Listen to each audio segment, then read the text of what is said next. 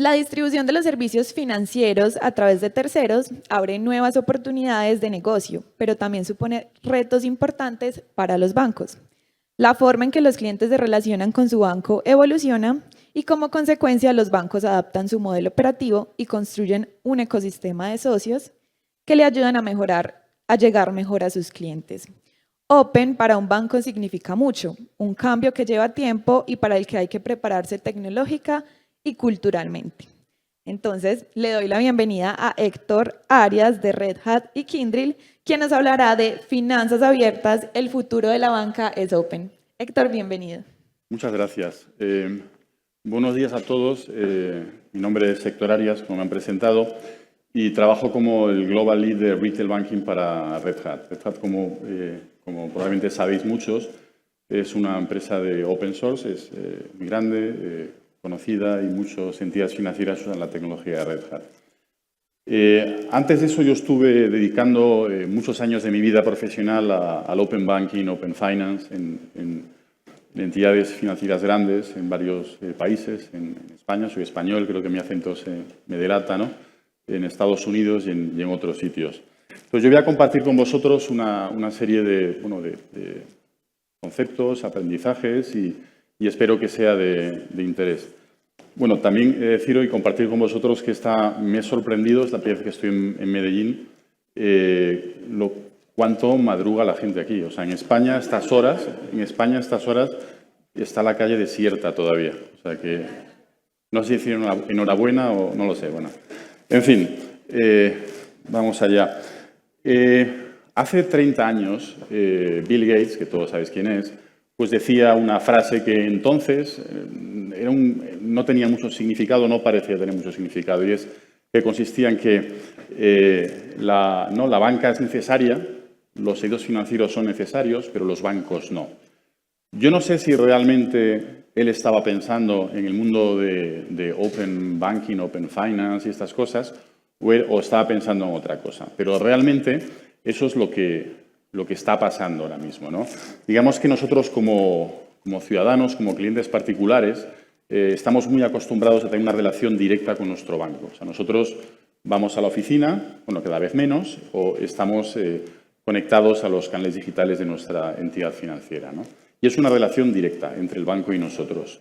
Lo que está empezando a pasar desde hace ya unos 10 años, en varias partes del mundo con mayor intensidad que en otras, es que el banco llega a una relación con un tercero, alguien que no es un banco, y es intermedia con el cliente final. Entonces, aquí tenéis en esta imagen, ¿no?, el cliente final que interactúa con su banco a través de retailers, como puede ser cualquiera, Amazon, empresas tecnológicas, fintechs, empresas tradicionales. Y esto es un fenómeno que está creciendo y en el que muchos bancos están invirtiendo mucho por diferentes motivos, ¿no? Me gustaría un poco aclarar que no es un modelo de relación contra el otro, sino que son los dos. O sea, las entidades financieras utilizan su relación directa con el cliente final, pero además buscan otras vías, digamos, para distribuir sus servicios financieros y dar valor a sus clientes a través de terceros. Entonces, ¿hacia dónde va la banca, ¿no?, en términos generales? Y voy a permitir un poco, no ya solo por mi experiencia profesional en banca, sino por mi experiencia actual en Red Hat como Global Leader Retail Banking, un poco hacia dónde va, ¿no?, en términos globales. Por un lado tenemos la regulación, ¿no?, y todos hemos oído hablar del Open Banking, Open Finance, diferentes nombres que no tienen un significado universal. Depende del país, depende incluso de la empresa, hay matices de diferencia en el significado de estas cosas. Pero básicamente consiste en que el dueño de los datos es el cliente final. O sea, yo soy cliente de un banco, el banco almacena mis datos, pero el dueño de esos datos no es el banco, sino que soy yo como cliente final. Y eso es algo que se está extendiendo en todo el mundo, no solo en el significado de protección de datos, sino además que yo como dueño de los datos tengo derecho a compartirlos con otras entidades y darme valor a mí como ciudadano. El segundo factor que está impactando mucho la banca en muchos países, y hay regulaciones muy fuertes en muchos países, es lo que llaman resiliencia tecnológica, que significa que los bancos no solo se abren en cuanto a distribución, o sea, no solamente llegan a sus clientes a través de terceros, sino que además en su cadena de producción, por así decirlo, la parte interna del banco, cada vez es más importante la tecnología. Cada vez hay empresas tecnológicas que son más y más críticas en un servicio que está regulado. O sea, la banca está regulado sobre todo porque proporciona servicios muy necesarios a sus clientes y que si se para la banca, pues afecta mucho a la economía y al país en general, ¿no? Pues en muchos países esta resiliencia, o sea, yo vengo de España, como decía, en Europa está DORA, que es el nombre ¿no? en inglés de la Digital Operational Resilience Act, que básicamente quiere decir que, oye, banco, dado que tú tienes estos proveedores o partners tuyos que son críticos para tu actividad y dado que tú estás regulado, yo exijo que como tú estás regulado y esas empresas, estas entidades no, porque no pertenecen a la industria bancaria, yo exijo que tú tengas un exit plan. O sea, yo exijo que tú no dependas, que tengas independencia, que tengas libertad para poder cambiar de proveedor sin que eso impacte a los ciudadanos o a las empresas. Esto es muy grande en muchos países y se está extendiendo, al igual que el otro concepto regulatorio en todo el mundo. Luego, en cuanto a tecnología, hay varios factores, ¿no? Primero es la interoperabilidad. Es decir, antiguamente, y todavía hoy, las entidades financieras están construidas de una forma, y a lo mejor es un poco exagerado lo que voy a decir ahora, pero monolítica. Es decir, yo tengo mi entidad financiera, tengo mi tecnología, mis procesos, y yo, de principio a fin, controlo lo que pasa ahí dentro. Esto no es porque, lógicamente, esto no es porque las entidades financieras sean malas, lo digo un poco de broma, sino es por obligación regulatoria. Tienen la obligación de velar porque todo vaya bien y la mejor forma es controlarlo todo. Pues, como consecuencia de estos cambios regulatorios y avances tecnológicos, la interoperabilidad pasa a ser muy importante. Diferentes componentes, diferentes building blocks de la banca que sean capaces de conectarse y funcionar de la manera más sencilla posible. La segunda es mantener las opciones abiertas, ¿no? Es decir, hace unos años, saber cómo la banca o anticipar cómo la banca, cómo el sistema financiero iba a ser en unos pocos años era relativamente sencillo. Siempre ha habido innovación, pero era racionalmente sencillo, ¿no? Ahora yo creo que nadie que sea sincero es capaz de decir cómo será la banca en 5 años. O sea, nadie lo sabe. Hay 1000 cosas, ¿no?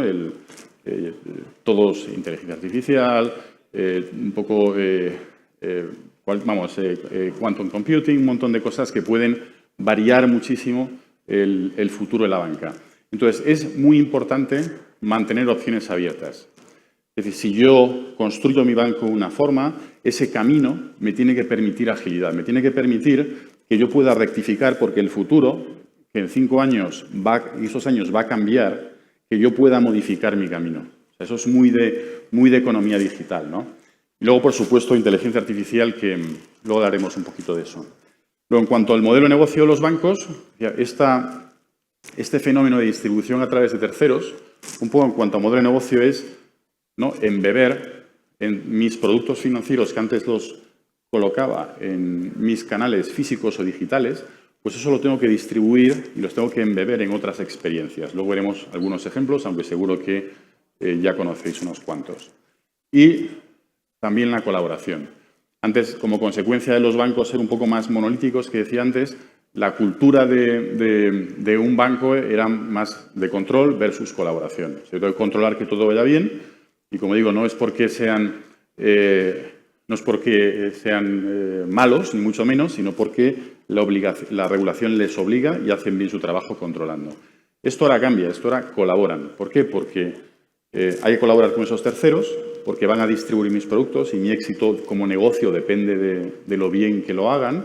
Y luego tengo que colaborar con mis partners, con mis compañías tecnológicas que trabajan conmigo y son críticas para que la actividad bancaria se desarrolle con éxito.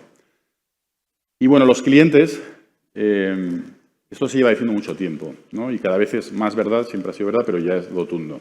La cultura del aquí y ahora, o sea, yo quiero hacer esto, yo quiero hacer esa transferencia, yo quiero este préstamo, yo lo quiero aquí, lo quiero ahora. O sea, yo no quiero, y lo quiero donde lo necesito. O sea, yo si estoy comprándome algo en una empresa digital, en cualquiera, digamos, veo un televisor, por ejemplo, yo lo quiero comprar aquí y ahora.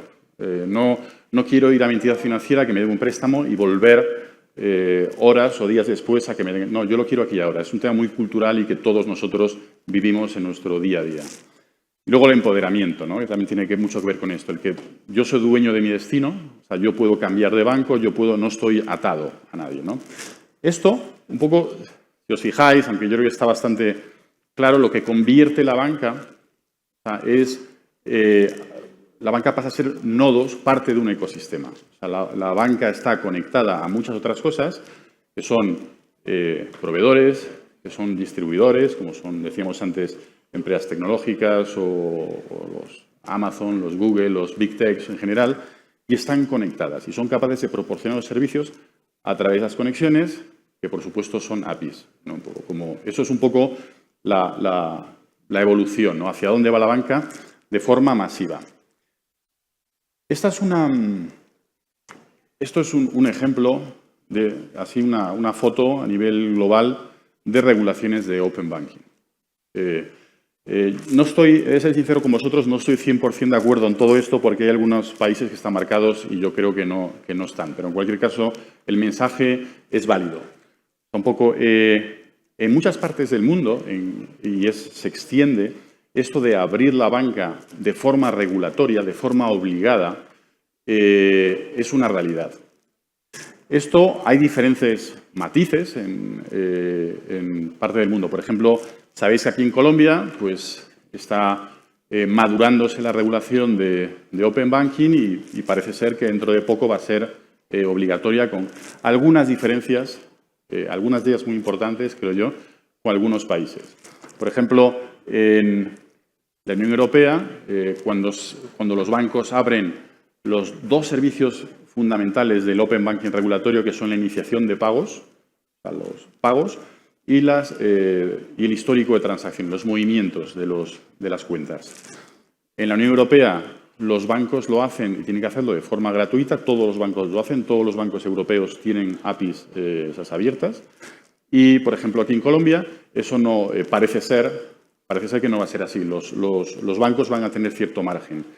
Esto, que puede ser positivo o negativo según se mire, en mi propia experiencia, llevando este negocio para entidades financieras grandes tanto en España como en Estados Unidos, eso realmente es y es una opinión personal, eso abre ventana, eso amplifica la posibilidad de innovación, porque eso hace que los bancos inviertan en esto como un canal de distribución adicional, una oportunidad de negocio adicional en estos servicios específicos que mira la regulación, ¿no? Que son iniciación de pagos y movimientos de cuentas. Otro tema, otra cosa, algo muy importante que está pasando en Estados Unidos, que también se espera que se apruebe la regulación a finales de este mes, es que va a haber una reciprocidad. O sea, en muchos países los bancos se quejaban de que ellos están obligados a abrir los datos, porque como decíamos antes, son propiedad de los clientes.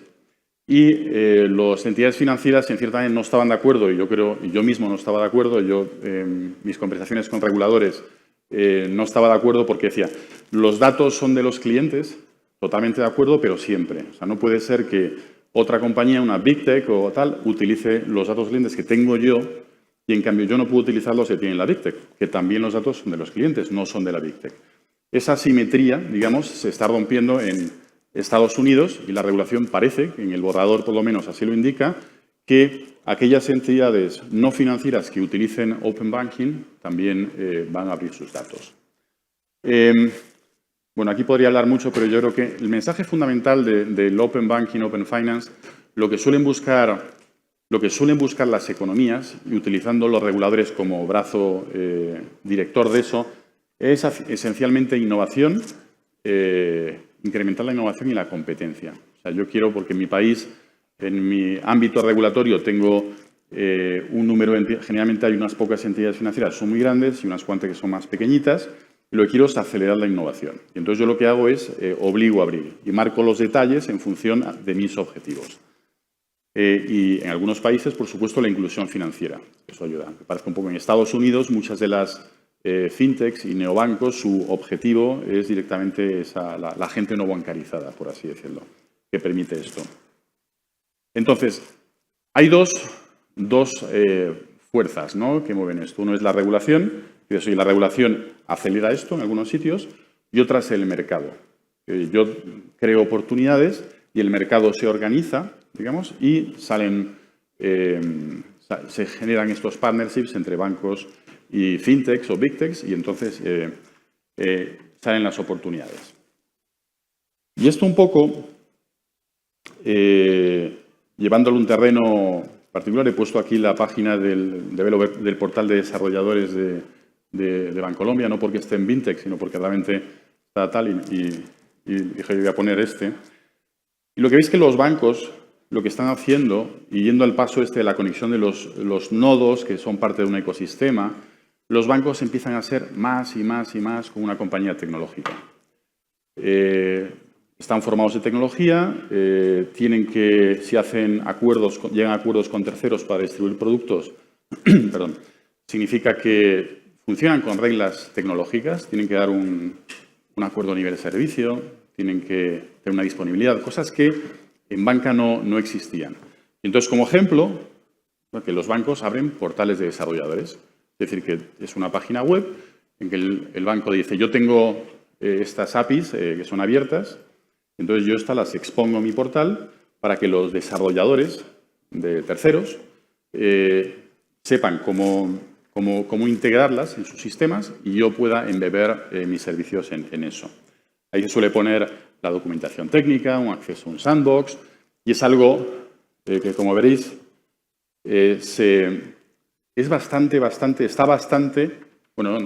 está muy extendido globalmente. O sea, ya que he puesto 10 bancos, pero no 10 que yo haya buscado, así vamos a encontrar qué bancos tienen un portal de desarrolladores más o menos avanzado, no. Son 10 de los que me venían a la cabeza cuando estaba preparando esta presentación. Directamente en Google ponéis el nombre del banco, el que queráis, y ponéis developer, y le dais a buscar. Y entonces encontráis, y yo he puesto DBS, JP Morgan, BBVA y otros, y te aparece su portal de desarrolladores. Y veis, esos portales de desarrolladores, insisto, está muy conectado con esta imagen del ecosistema que compartía con vosotros antes, porque es necesario para conectar las APIs. Y veis que muchos bancos tienen portales de desarrollo y los que estáis más cerca de la tecnología y de las APIs lo podréis valorar. Veis que son portales de desarrollo, desarrolladores bastante avanzados. Muchos a nivel de fintechs de hace unos años, cuando eran muy revolucionarias, y veis el nivel de inversión, el nivel de creencia que estas entidades financieras y muchas otras tienen en esto del Open Banking, Open Finance, no solo desde el ámbito regulatorio, que decía que es iniciación de pagos y histórico de transacciones, sino muchas más cosas. Entonces, aquí he traído 3 ejemplos, bueno, que tampoco no son ni los mejores, no son, como decía, montando la presentación, son como de cosas diferentes, ¿no? 3 ejemplos de cómo el cliente final vive el Open Finance, ¿no? Un poco cómo... el ejemplo, el primero es uno que es muy conocido, se utiliza en muchas presentaciones de Open Banking, Open Finance, es el Goldman Sachs, digamos, como banco en Estados Unidos que abre sus APIs y llega Apple, integra esas APIs, integra los servicios en la experiencia del iPhone. Entonces, cualquier persona en Estados Unidos pues puede contratar una tarjeta, puede tener una cuenta, todo desde el iPhone, directamente. Y por allí no aparece mucho la marca Goldman Sachs. Desde el punto de vista de Goldman Sachs, lo que aparece es un cliente nuevo, son cientos de miles de clientes nuevos que consigue gracias a un acuerdo de distribución con su partner que es Apple. Apple, que no sé cuántos millones de estadounidenses tiene Apple, pero serán muchísimos, abre ese océano, digamos, comercial a su partner, que es Goldman Sachs, y gracias a eso, Goldman Sachs, no recuerdo las cifras, pero las podéis ver por internet, pues capta no sé cuántos billones de dólares en depósitos en una semana, en 2 semanas. Es un poco el valor desde el punto de vista de un banco. Para la ejecución de eso, lo que pasa es que Goldman Sachs tiene el portal de desarrolladores, o sea, la lógica habitual, y eso un poco yo lo he vivido personalmente en partnerships con Big Techs como esta. Un poco la lógica es tú llegas a tu acuerdo de negocio con esta Big Tech, o con Fintechs, llegas a un acuerdo y una vez que el acuerdo está firmado, por así decirlo, le das acceso a sus developers de forma segura, le das acceso a la documentación técnica, al sandbox, a las APIs, en definitiva, a través del portal de desarrolladores que veíamos antes, ¿no? Pues aquí es lo que ha pasado también, o sea, pues en este caso Apple, los desarrolladores de Apple van, una vez que el acuerdo está firmado, van al portal de desarrolladores de Goldman Sachs y entonces ahí integran sus APIs y tiran un poquito. Es un ejemplo. El otro ejemplo este es de One, que es un neobanco de Estados Unidos, como hay muchos neobancos en Estados Unidos. Está particularmente dedicado a la bancarización. Lo compró, creo que Walmart hace un par de años o algo así. Y también no son un banco, es una empresa tecnológica 100%, ágil, etcétera, y que llega a un acuerdo con una entidad financiera. En este caso es una entidad financiera que es pequeñita y esa entidad financiera dice, yo llego al acuerdo con estos señores porque me van a conseguir millones de clientes o cientos de miles de clientes en muy poco tiempo.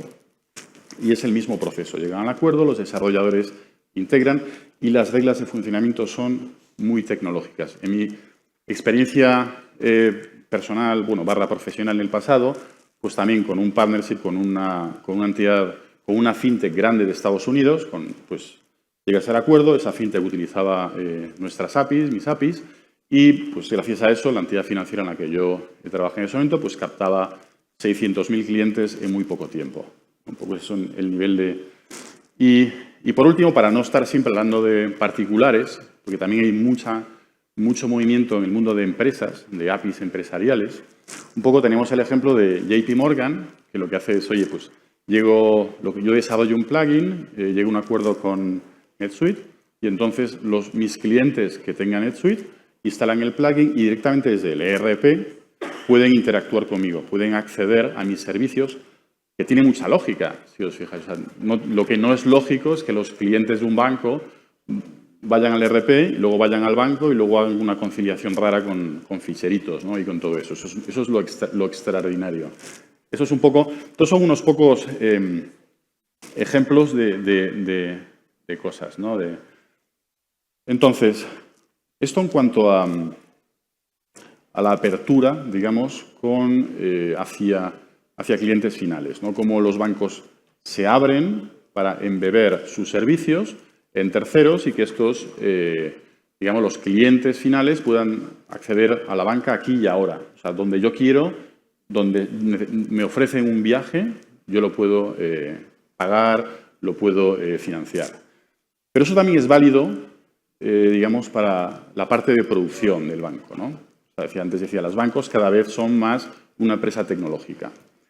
Y comentaba al principio de esta charla que un poco, Red Hat, que muchos, espero que conocéis la empresa, es una empresa fundamentalmente de open source, de código abierto, y nosotros como empresa pues creemos mucho en eso, en el código abierto, que para muchos es casi una religión, ¿no? en la compañía.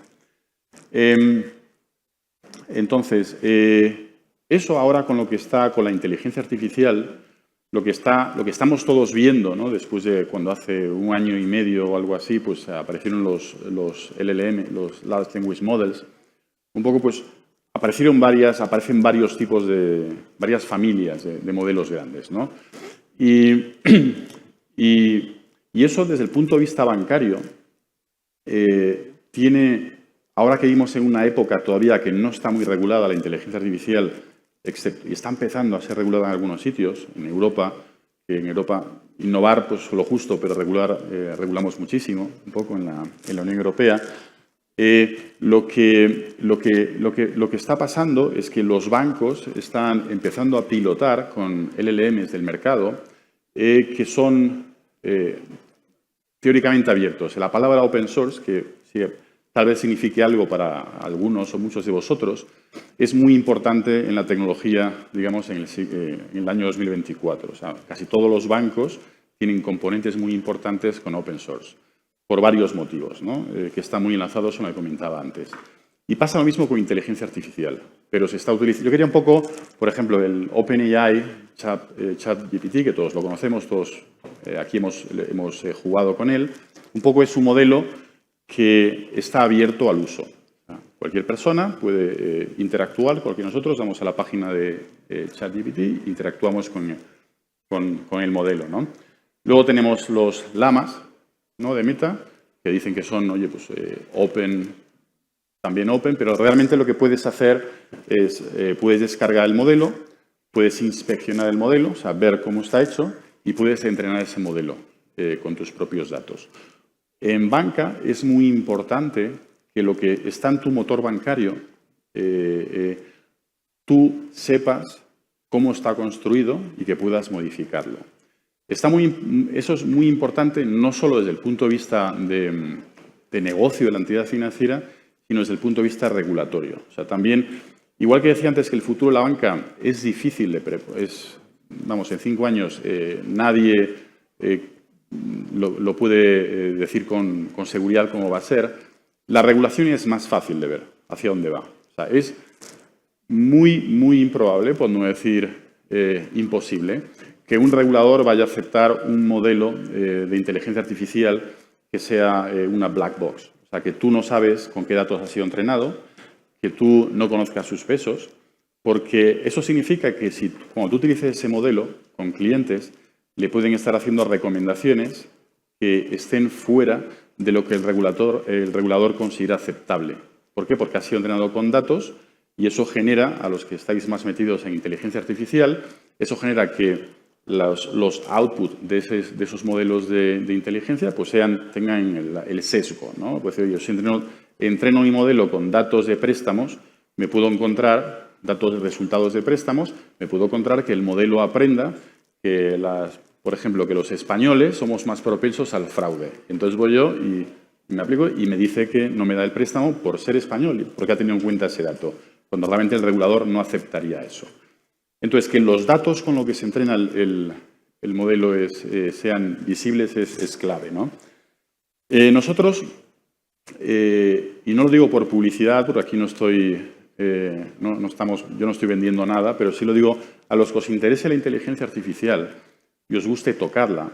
Hace unas semanas, un poco pues Red Hat anunció una nueva forma, digamos, de generar y entrenar modelos. Que, a diferencia del resto de los modelos, todos los datos son visibles, o sea, con los que se entrena inteligencia artificial, y de una forma muy sencilla se puede entrenar modelos de forma diferencial, con incrementos marginales. Lo voy a explicar un poco mejor.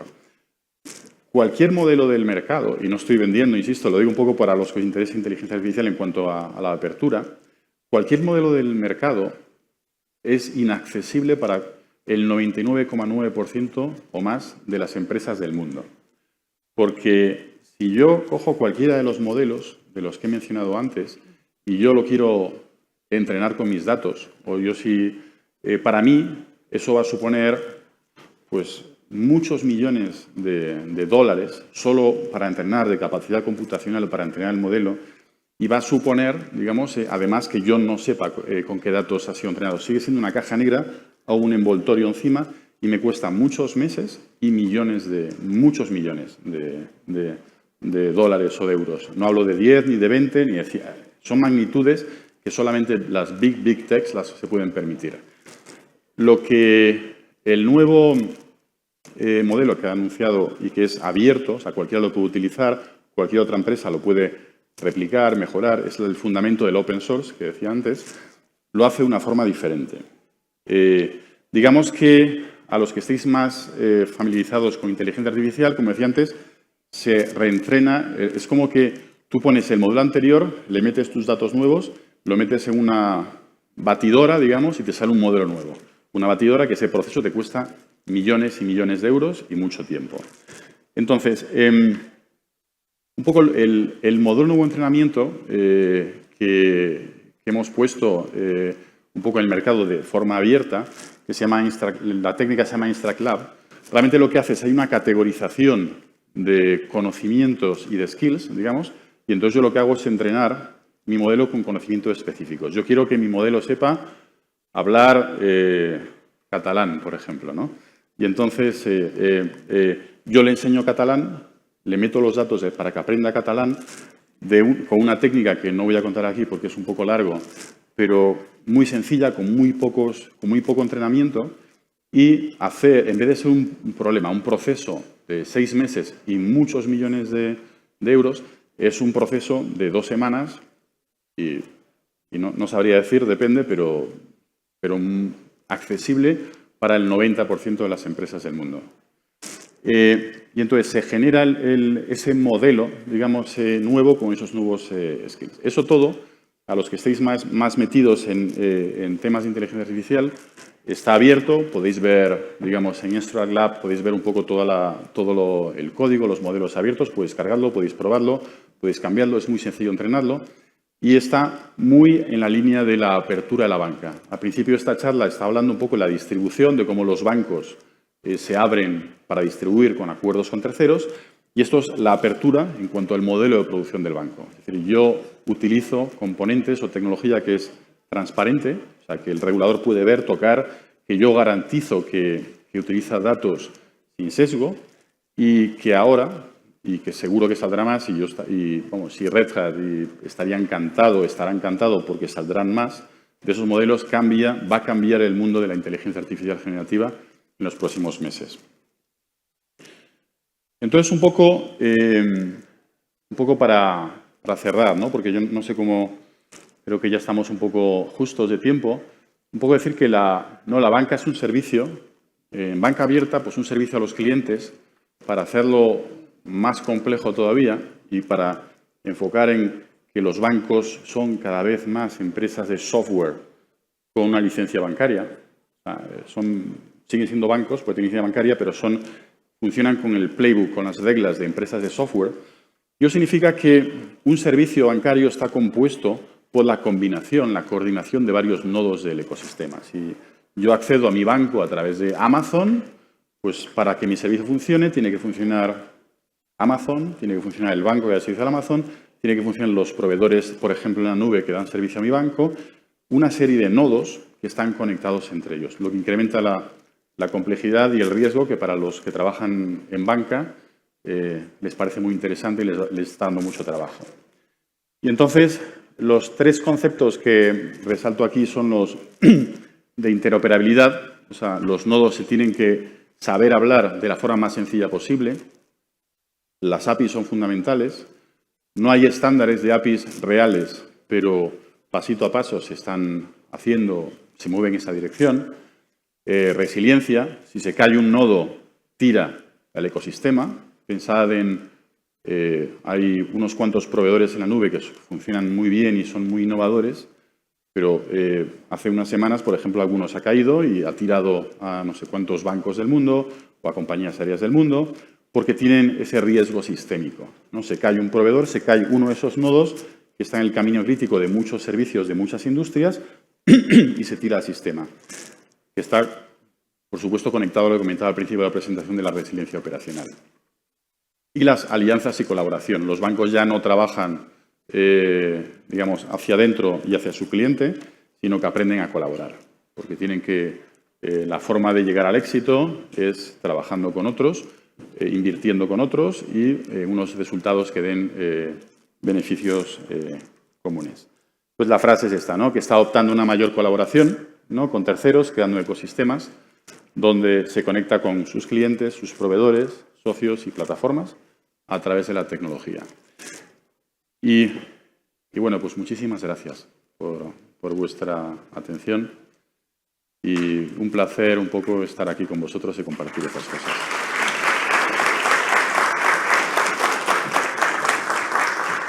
Bueno, Héctor, muchísimas gracias por tu intervención. Antes de que te vayas... ¡Opa! Ya me escapaba. No sé si, bueno, tenemos unas preguntas en el chat de las personas que están conectadas desde la virtualidad. Primero quiero saber si de pronto alguien de las personas que están aquí acompañándonos en el auditorio tiene alguna pregunta, antes de darle paso a las del chat. Bueno, vamos con las del chat, que nos dicen, ¿han tenido casos de éxito de clientes o usuarios finales usando InstructLab? Pues no, porque lleva un par de semanas o 3 en el mercado. Hay no sé cuántas contribuciones hay en la comunidad ahora mismo, que se puede ver en Internet, pero es algo que están empezando ahora y todavía no tenemos, que yo sepa, a lo mejor me equivoco, pero creo que no, casos de uso reales. Sí, como tecnología y como de inteligencia artificial está muy probada, pero todavía no está accesible, digamos, para el cliente, para nosotros como clientes finales. Bueno, lo otro que nos preguntan es, en la banca abierta, ¿cuáles crees que son los retos que tenemos acá en América Latina? Pues yo creo que en América Latina cada vez hay un ecosistema fintech más fuerte. Hay empresas tecnológicas que, sobre todo en el ámbito de pagos, que están un poco entrando muy fuerte. Yo creo que el reto es, uno, en la velocidad de adopción de la regulación. O sea, por ejemplo, en Chile, en Colombia, bueno, por supuesto en Brasil, en México se quedó ahí un poco, está con la ley fintech, pero no llegaron de momento, y perdón si hay algún mexicano que tenga pasión por la regulación allí, pero no llegaron todavía a hacer un open banking más concreto, más avanzado. Es cerrar la regulación lo antes posible y crear, y es una opinión personal, crear oportunidades para que, más allá de la regulación, las entidades financieras se animen cada vez más a estos modelos de negocio, porque es el futuro. Va a ser así, si no es así, pues llegarán otras empresas y lo van a hacer en su lugar. Listo, súper. Muchas gracias por participar en Vintech 2024. Muchas gracias.